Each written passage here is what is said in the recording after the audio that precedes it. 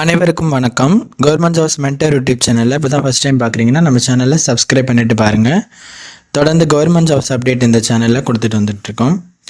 Railway recruitment board RRP Indian ரயில்வேயில் டெக்னீஷியனுக்கான வேலைவாய்ப்பு ஒன்று வெளியிட்டிருக்காங்க. இது ஒரு மாபெரும் வேலைவாய்ப்பு. அதிக காலி பணியிடங்களுக்கு 6000க்கு அதிகமான காலி பணியிடங்களுக்கு வச்சு டெக்னீஷியனுக்கான வேலைவாய்ப்பு அறிவிப்பு வெளியிட்டிருக்காங்க. ரயில்வே ரெக்ரூட்மெண்ட் போர்டு சென்னை போர்ட்டலில் இப்போ நம்ம இருக்கோம். அதில் பார்த்தீங்க அப்படின்னா நோட்டிஃபிகேஷன் நம்பர் 2/2025 டெக்னீஷியன்ஸ் கிரேட் 1 மற்றும் 3 அந்த அடிப்படையில் உங்களுக்கு நோட்டிஃபிகேஷன் ரிலீஸ் பண்ணியிருக்காங்க. 6000க்கு அதிகமான காலி பணியிடங்களுக்கு. வாங்க இது எப்படி விண்ணப்பிக்கலாம், யார் யார் விண்ணப்பிக்கலாம், முழு தகவல் இந்த வீடியோவில் பார்க்கலாம். ஸ்கிப் பண்ணாமல் பாருங்கள். இப்போ நீங்கள் பார்த்துட்டு இருக்கிறது அந்த டெக்னீஷியன்ஸ்க்கான அஃபிஷியல் நோட்டிஃபிகேஷன் ரிலீஸ் பண்ணிட்டாங்க. அதுதான் இப்போ நீங்கள் பார்க்க போகிறது. நோட்டிஃபிகேஷன் நம்பர் 2/2025 கீழே எடுக்கிறாங்க. ஓகேங்களா. டெக்னீஷியன் கிரேடு 1 அப்படிங்கிறதுல 183 காலி பணியிடங்களும், டெக்னீஷியன் கிரேடு 3 அதன் அடிப்படையில் கிட்டத்தட்ட 6055 காலி பணியிடங்கள் அப்படின்னு சொல்லிட்டு மொத்தம் 6238 காலி பணியிடங்களுக்கு டெக்னீஷியன்ஸ்க்கு எடுக்கிறாங்க. டெக்னீஷியன் கிரேட் 1 சிக்னலில் தான் ஃபஸ்ட்டு 183, டெக்னீஷியன் கிரேடு 3 6055 காலி பணியிடங்கள். இப்போது டெக்னீஷியன் கிரேடு 1க்கான சம்பளம் அப்படின்னு பார்த்தீங்க அப்படின்னா 29200 வரைக்கும் கொடுக்குறாங்க. டெக்னீஷியன் கிரேடு 3க்கான சம்பள விகிதம் 19900 வரைக்கும் கொடுக்குறாங்க. வயதுமே கொடுத்துட்டாங்க பாருங்கள். டெக்னீஷியன் கிரேடு 1க்கான வயது வரம்பு 18லேருந்து 33க்குள்ளே இருக்கணும். கிரேடு 3க்கு 18லேருந்து 30 வயதுக்குள்ளே இருக்கணும் அப்படிங்கிற மாதிரி சொல்லியிருக்காங்க. வயது தளர்வும் இருக்குங்க, அதே நம்ம பார்க்கலாம். இப்போ டெக்னீஷியன் கிரேடு 1 மற்றும் அந்த 3ல் ஒவ்வொன்றுக்கும் என்னென்ன ஃபீல்டில் வேக்கன்சிஸ் ஒதுக்கியிருக்காங்க அப்படின்னு சொல்லிட்டு டீட்டெயில்ஸ் ஆஃப் வேக்கன்சின்னு சொல்லிட்டு மேலே ஒரு லிஸ்ட் கொடுத்துருக்காங்க பாருங்கள். 30 வகையான போஸ்டிங் டெக்னீஷியனில் எடுக்கிறாங்க.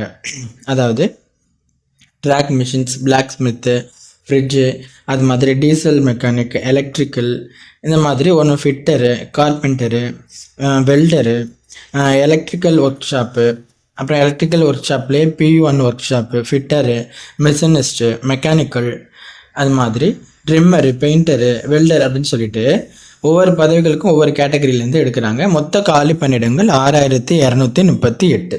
ஓகேங்களா. இதை நீங்கள் தெரிஞ்சுக்கோங்க.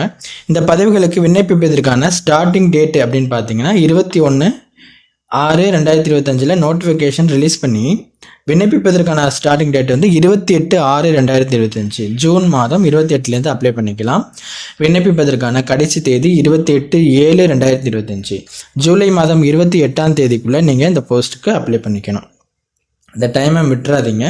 இந்த 6238 காலி பணியிடங்களுக்கும் நீங்கள் கண்டிப்பாக ட்ரை பண்ணலாம். நல்ல ஹை வேக்கன்சியில் அவங்க ரிலீஸ் பண்ணியிருக்காங்க. நிறைய பேர் போன டைம் என்ன பண்ணிட்டீங்கன்னா கடைசி நேரத்தில் டேட் முடிஞ்சதுக்கப்புறம் கேட்டிங்க. அது மாதிரி மிஸ் பண்ணிடாமல் கரெக்டாக அந்த டைமுக்கு அப்ளை பண்ணிவிடுங்க. நீங்கள் இந்தியராக இருக்கீங்க அப்படின்னா கண்டிப்பாக அப்ளை பண்ணிக்கலாம். வயது தளர்வு டெக்னீஷியன் கிரேடு 1க்கு 18லேருந்து 33ன்னு சொன்னோம். டெக்னீஷியன் கிரேடு 3க்கு 18லேருந்து 30 சொன்னோம். இப்போ டெக்னீஷியன் கிரேடு 1க்கு வயது தளர்வு என்னன்னு பார்க்கலாம். SC/STக்கு 5 வருடங்களும், OBC NCL இருந்தீங்க அப்படின்னா 3 வருடங்களும் அப்புறம் உங்களுக்கு வயது தளர்வு கொடுக்குறாங்க.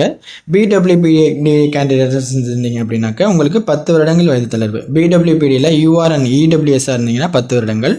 அதுலேயே OBC NCL இருந்தீங்கன்னா 13 வருடங்கள், SC/STயாக இருந்தீங்கன்னா 15 வருடங்கள் அப்படின்னு சொல்லிட்டு BWPDக்கு உங்களுக்கு வயது தளர்வு கொடுக்குறாங்க. மற்ற வயது தளர்வை நீங்கள் நோட்டிஃபிகேஷன் பார்த்து தெரிஞ்சுக்க முடியும். சேம் அதே வயது தளர்வு டெக்னீஷியன் கிரேடு 3க்கும் SC/STக்கு 5 வருடங்கள், OBC NCLக்கு 3 வருடங்கள், BWPDக்கு 10 வருடங்கள் சேர்த்து அதோட உங்களுக்கு வயது தளர்வு கொடுக்குறாங்க. ஓகேவா. அந்த அடிப்படையில் நீங்கள் உங்களுடைய வயது தளர்வு தெரிஞ்சுக்கோங்க. கல்வி தகுதி நம்ம கீழே கொஞ்சம் லாஸ்ட்டாக பார்க்கலாம். அதுக்கு முன்னாடி அப்ளிகேஷன் ஃபீஸ் பார்த்துடலாம் வாங்க. இந்த போஸ்டிங்க்கு எவ்வளோ அப்ளிகேஷன் ஃபீஸ்ன்னு பார்த்தீங்க அப்படின்னாக்க உங்களுக்கு SC/ST எக்ஸ் சர்வீஸ்மேன், BWPDயாக இருக்கீங்க, ஃபீமேல், டிரான்ஸ்ஜெண்டர், அப்புறம் EPC கேண்டிடேட்டாக இருந்தீங்க அப்படின்னாக்கா உங்களுக்கு 250 ரூபா அப்ளிகேஷன் ஃபீஸும், மற்ற எல்லாருக்குமே 500 ரூபா அப்ளிகேஷன் ஃபீஸ் அப்படிங்கிற மாதிரி அவங்க சொல்லிட்டாங்க. நீங்கள் அப்ளை பண்ணும்போது ஆன்லைனில் இந்த அப்ளிகேஷன் ஃபீஸை சென்ட் பண்ணுற மாதிரி இருக்கும். அதை தெரிஞ்சுக்கோங்க. அப்ளிகேஷன் ஃபீஸ் இவ்வளோ தான். அடுத்து நம்ம இந்த பதவிகளுக்கு தேர்வு செய்யும் முறை என்ன அப்படிங்கிறது, ரெக்ரூட்மெண்ட் ப்ராசஸ் என்ன அப்படின்னு பார்த்துடலாம். உங்களுக்கு கம்ப்யூட்டர் பேஸ்டு டெஸ்ட் ஒன்று இருக்கும். அதை தொடர்ந்து டாக்குமெண்ட் வெரிஃபிகேஷன் பண்ணுவாங்க. கடைசியாக மெடிக்கல் எக்ஸாமினேஷன் இருக்கும். இதன் அடிப்படையில் தான் உங்களுக்கு இந்த டெக்னீஷியன் பதவிகளுக்கு உங்களை தேர்ந்தெடுத்துப்பாங்க. அதை நீங்கள் தெரிஞ்சுக்கோங்க. கம்ப்யூட்டர் பேஸ்டு டெஸ்ட்டு என்ன சிலபஸ் இருக்கும் அப்படிங்கிறதுலாம் உங்களுக்கு நோட்டிஃபிகேஷனில் தெளிவாக கொடுத்துட்டாங்க. அதையும் தெரிஞ்சுக்கோங்க. இந்த பதவிகளுக்கு நீங்கள் ஆன்லைனில் தான் அப்ளை பண்ணுற மாதிரி இருக்கும். நோட்டிஃபிகேஷனோட தொடர்ந்து அப்ளை லிங்க்கும் அவங்க அந்த ஆர்ஆர்பி சென்னை போர்ட்டலில் கொடுத்துருக்காங்க. அதை கிளிக் பண்ணிங்க அப்படின்னா இப்படி ஒரு பேஜ் உங்களுக்கு ஓப்பன் ஆகும். டெக்னீஷியன் கிரேட் 1 சிக்னல் அதுக்கு போஸ்ட் அப்ளை பண்ணுறவங்க இதை கிளிக் பண்ணி அப்ளை பண்ணிக்கலாம். கிரேடு 3க்கு அப்ளை பண்ணுறீங்க அப்படின்னா இதை கிளிக் பண்ணி நீங்கள் அப்ளை பண்ணிக்க முடியும். இந்த முறையில் தான் நீங்கள் ஆன்லைனில் அப்ளை பண்ணணும். ஓகேங்களா? அதை நீங்கள் உள்வாங்கிக்கோங்க.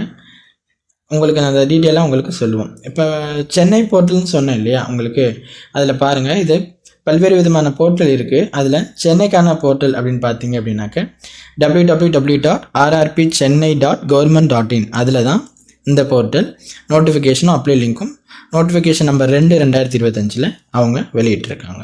ஓகேங்களா? இந்த விஷயத்தை உள்வாங்கிக்கோங்க. இதில் தான் நீங்கள் போய்ட்டு அப்ளை பண்ணிக்கணும். மேற்கொண்டு எதுவும் அப்டேட் கொடுக்குறாங்க அப்படின்னாலும் நீங்கள் அதில் தெரிஞ்சுக்க முடியும். அதை நீங்கள் கொஞ்சம் தெரிஞ்சுக்கணும்.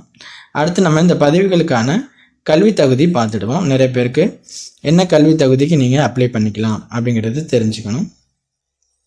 டெக்னீஷியன் கிரேட் 1 அப்படிங்கிற அந்த சிக்னல் அந்த போஸ்ட்டுக்கு என்ன கல்வி தகுதின்னு பார்த்தீங்க அப்படின்னா bachelor of science in physics, electronics, computer science, information technology, instrumentation இதெல்லாம் நீங்கள் முடிச்சிருந்தீங்கன்னா கண்டிப்பாக அப்ளை பண்ணிக்க முடியும். அல்லது பிஎஸ்சியில் நீங்கள் ஏதாவது ஒரு சப்ஸ்ட்ரீம் முடிச்சிருந்தாலும் physics, electronics, computer science, information technology, instrumentation இதெல்லாம் நீங்கள் சேர்த்து அதில் படிச்சிருக்கணும். ஓகேங்களா? அப்படிங்கிற மாதிரி கொடுத்துருக்காங்க. இதை நீங்கள் உள்வாங்கிக்கோங்க. அல்லது நீங்கள் டிப்ளமோ இன்ஜினியரிங் அந்த கோர்ஸில் நீங்கள் என்ன படிச்சிருக்கணும் அப்படின்னு சொல்லிட்டு பார்த்துருக்காங்க அப்படின்னா நீங்கள் டிப்ளமோ ஒரு இன்ஜினியரிங் கோர்ஸ் கம்ப்ளீட் பண்ணி அதை தொடர்ந்து டிகிரி இன் இன்ஜினியரிங்கில் நீங்கள் இந்த இதை முடிச்சிருந்தீங்க அப்படின்னாலும் கண்டிப்பாக நீங்கள் அப்ளை பண்ணிக்க முடியும். அந்த டெக்னீஷியன் கிரேடு 1க்கு அவங்க கொடுத்துருக்க அந்த கேட்டகரியில் பிஎஸ்சி, டிப்ளமோ ஆர் பிடெக்கில் நீங்கள் கம்ப்ளீட் பண்ணியிருந்தீங்கன்னா கண்டிப்பாக அப்ளை பண்ணிக்க முடியும். அடுத்து டெக்னீஷியன் கிரேடு 3க்கான கல்வி தகுதி என்னன்னு பார்த்தீங்க அப்படின்னாக்க இப்போ டெக்னீஷியன் கிரேட் 3க்கு பல்வேறு விதமான கேட்டகரி கீழே எடுக்கிறாங்க அப்படின்னு சொல்லிட்டோம். Track machines, welder, fitter, mechanical, அது மாதிரி ஒவ்வொன்றுத்துக்கும் எலக்ட்ரிக்கல் இது மாதிரி எடுக்கிறாங்க இல்லையா? அதுக்கு நீங்கள் ஒன்றுக்கும் என்ன பண்ணிக்கணும், 10வது முடிச்சதுட்டு அதை தொடர்ந்து ஐடிஐயில் பாருங்கள் மெட்ரிகுலேஷன், எஸ்எஸ்எல்சி ப்ளஸ் அதோட நீங்கள் ஐடிஐ முடிச்சிருக்கீங்க, அந்த அவங்க கேட்டிருக்க அந்த கேட்டகரியின் கீழே ஐடிஐ முடிச்சிருந்தீங்க அப்படின்னா கண்டிப்பாக நீங்கள் அந்த போஸ்ட்டுக்கு அப்ளை பண்ணிக்க முடியும். அதை தொடர்ந்து நீங்கள் 10th முடிச்சுட்டு அதோட 10th அப்ரெண்டிஸ் அந்த இது நீங்கள் முடிச்சிருக்கீங்க அப்படின்னாக்க அப்ரெண்டிஸ் முடிச்சிருந்தாலும் கண்டிப்பாக நீங்கள் அதை அப்ளை பண்ணிக்க முடியும் 10th. ஓகேங்களா? இதுதான் இதற்கான கல்வி தகுதி. பொதுவான கல்வி தகுதின்னு பார்த்தீங்க அப்படின்னா டெக்னீஷியன் கிரேட் 1 சிக்னலுக்கானது பிஎஸ்சி, டிப்ளமோ, பிடெக்கில் அவங்க கொடுத்துருக்க கேட்டகரியில் முடிச்சிருக்கணும். அல்லது டெக்னீஷியன் கிரேட் 3க்கானது 10th முடிச்சுட்டு நீங்கள் ஐடிஐ கம்ப்ளீட் பண்ணிக்கணும். அப்ரெண்டிஸ் ட்ரைனிங் முடித்தவங்களும் கண்டிப்பாக இதுக்கு அப்ளை பண்ணிக்க முடியும். இது தாங்க பொதுவான கல்வி தகுதி டெக்னீஷியனுக்கு. கிட்டத்தட்ட 6000க்கு அதிகமான காலி பணியிடங்கள் வச்சு உங்களுக்கு வெளியிட்டிருக்காங்க. கண்டிப்பாக இதை நீங்கள் ட்ரை பண்ணுங்கள். இந்த தகவல் உங்கள் நண்பர்களுக்கு தெரியணும் அப்படின்னா தெரியப்படுத்துறதுக்கு கண்டிப்பாக நீங்கள் ஷேர் பண்ணுங்கள். ரயில்வே வேலை தமிழக மக்களுக்கும் நிறைய நண்பர்களுக்கு தெரியாமல் இருக்குது, அவங்களும் வாங்குற மாதிரி இந்த விஷயத்தை நீங்கள் ஷேர் பண்ணி அவங்களுக்கு தெரியப்படுத்துங்க. கண்டிப்பாக நம்ம சேனலில் சப்ஸ்கிரைப் பண்ணிக்கோங்க. மோர் அப்டேட் இது சம்மந்தமாக நம்ம பார்க்கலாம். தேங்க்யூ.